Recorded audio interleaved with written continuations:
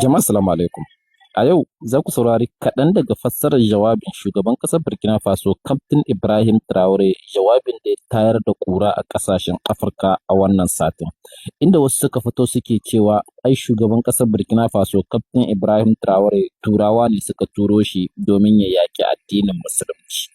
To a yau dai na kawo muku cikakkiyar fassarar dalilin da ya sa Ibrahim Traore ya yi waɗannan maganganu.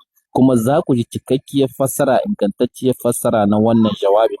Ku da kanku za ku yi alƙalancin cewa Ibrahim Traore gaskiya yake faɗa ko sharri ne wasu mutane suke so su mishi a cikin ƙasashen Afirka, duba da cewa an ga irin salon mulkin shi ba irin mulkin da turawa ke so ba ne.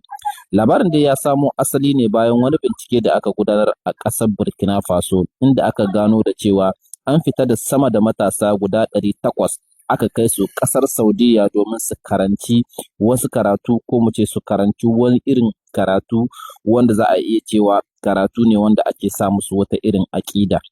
A cikin jawabin da Kaftin Ibrahim Traore ya yi a yayin wani taro a shekaran jiya, Kaftin Ibrahim Traore ya ce shi ba zai yarda ba sai ya dawo da 'yan ƙasar shi. Idan har ana so a koya musu wani karatu ne, ai suna da malamai a ƙasar Burkina Faso. A ɗauki malaman da suka yi nisa cikin karatu mana a je a ƙara musu koyar da karatu, sannan su dawo su ci gaba da koyar da al'ummar ƙasar Burkina Faso. Amma sai aka ɗauki matasa daban wanda ba su san abin da ake nihi ba, ake neman a sa musu wata aƙida kuma su dawo cikin ƙasar Burkina Faso suna raba wannan aƙida. Bayan wannan jawabin ne fa mutane suka yi ta kan Ibrahim Traore cewa wai an turo shi ne domin ya yaƙi addinin musulunci. To a yau dai za mu samu ku cikakkiyar fassarar da aka yi dangane da jawabin Kaftin Ibrahim Traore wanda ya yi akan wannan al'amarin, kamar yadda kuka ji a farkon wannan bidiyo.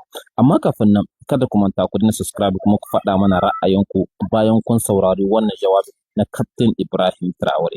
Shin a cikin jawabin nashi akwai wani kuskure wanda haƙi za a iya zargin shi cewa Ibrahim Traore an turo shi ne domin ya yaƙi addinin musulunci? Ku da kanku za ku yi alƙalanci bayan kuma sauraron fassarar ta Hausa. Za na saka muku cikakken jawabi ga masu jin Faransanci su ma su saurari abinda Ibrahim Traore ya tattauna a cikin wannan tattaunawa da ya yi da 'yan ƙasar tashi a ranar shekaran jiya. Sai ku gyara zama domin sauraron cikakken fassarar ta Hausa, sannan daga baya kuma ku saurari cikakken jawabin na Faransai wanda ya gudana. A sha saurare lafiya. Kada ku manta ku faɗa mana ra'ayinku a komantar. Dukkaninmu halittun Allah ne. Idan kana tunanin kai ma abocin addini ne na kwarai, to wajibinka ka so sauran halittun Allah, domin ba za ka iya ba da rayuwa ga kowa ba. Sannan ba za ka iya halittar ɗan adam ba. Allah ne ya halicce mu duka baki ɗaya. Ba za ka iya halittar ɗan adam ba, amma kuma kana so ka kashe wani kawai saboda ya ƙi bin tsarin rayuwarka? Amma ya kamata ka tambayi kanka, shin mu la'alannu ne? Amma idan ka duba tarihin addinin Christianity, galibin mutanen da suke nahiyar Turai Kiristoci ne. Amma duk da haka, shekarar 2026 ka taɓa jin cewa wani Kirista ya kashe ɗan uwan Kirista? Dalilin saɓani a ƙasashen yammaci ya kashe ɗan uwan Kirista saboda addini. Shin kun taɓa jin haka a wani waje? Ka je ka ƙasar Saudi Arabia, wanda nan ne ake ganin a matsayin tushen musulunci. Yau a ƙasar Saudi Arabia, shin mutane suna kashe kansu ko ne kashe wani saboda musulunci? Amma me yasa mu a ƙasashen baƙaƙen mutane ko da yaushe ɗan uwa yana shirin kashe ɗan uwansa saboda addini, saboda ƙiyayya? Sai wannan yanayi ne mai matuƙar ƙamari. Me yasa ko da yaushe kuke shirye domin ka kashe ɗan uwanka? Alhali baka da damar raya shi. Alhali kun sani sarai cewa Allah ya haramta kisa. Musulman ƙwarai ko sauro da ya cije shi baya ba da damar a kashe shi. Kama shi yake ya cire ɗaya daga cikin fuka-bakinsa. Saboda haka ya ce, to ku tsagaita haka, ku daina shi. A maimakon ka cika kanka da wannan abin, sai ya ce kana yaƙi da addinin musulunci.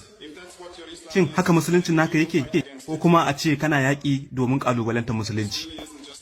Addini ya kafa ne akan zaman lafiya. Ya kamata ku taƙaita tsatsauran ra'ayinku na addini. Don ba ku tsagaita tsatsauran ra'ayinku ba, to a nan ne rigimar za ta fara. Wanda hakan shi yake haifar da tsatsauran ra'ayi, kuma shi yake haifar da ta'addanci. Shikenan duk wanda ya ƙi aminta sai a kashe shi.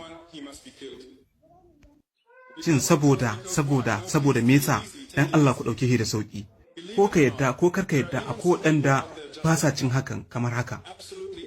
shi yasa duk abin da ka so ka yi don dakile hakan sai su ce a'a, sai su ce hakan kana yi ne saboda mummunan bukta, kawai saboda mummunan bukta ko don son musgunawa. Shin me za ku ci akan haka? Saboda gaskiya ne, kawai saboda an bar harkar da'awa a hannun waɗanda ba su cancanta ba? Lalle zai ci gaba, idan mutane suka ci gaba da haka to zai ci gaba da tafiya. Za mu dakatar da shi daga wa'azi duk wanda ya ci gaba da yin hakan kara zube. Saboda haka zan kuma cewa ina taya farin ciki ga dukkanin limamai waɗanda suke gwaraza kuma masu kishin ƙasa, waɗanda suke ci gaba da zuwa tafarkin Allah, suke wayar da mutane zuwa ainihin hayyacinsu. Muna ƙarfafa musu gwiwa. Amma masu tsoron ra'ayi lalle za mu yaƙe su matuƙa.